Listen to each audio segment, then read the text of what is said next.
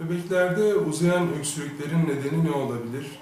Hiç geçmeyen öksürükler, eforla, koşmayla artan öksürükler, yuvaya başladıktan sonra özellikle hiç bitmeyen ve sürekli tekrarlanan öksürüklerin nedeni ne olabilir? Özellikle yuva ve anaokulu döneminde çocuk evden ilk uzaklaştığı zaman çocukta hastalık sıklığının ve öksürüklerin hiç bitmemesinin temel olarak birkaç nedeni olabilir.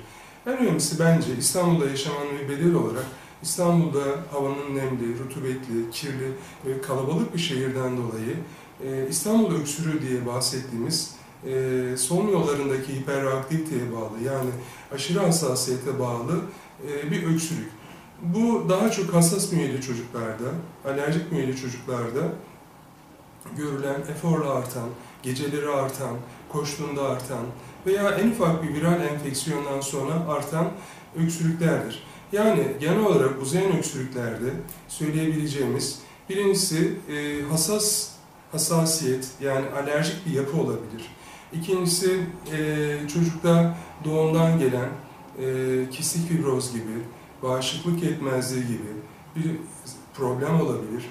Üçüncü olarak eğer ateşle birlikte ise bir akciğer enfeksiyonu veya bronşlarını etkileyen doğumsal metabolik bir hastalık olabilir. Üçüncü olarak da bu çocukta eğer bir yabancı isim gibi neden de uzayan öksürüklere neden olabilir.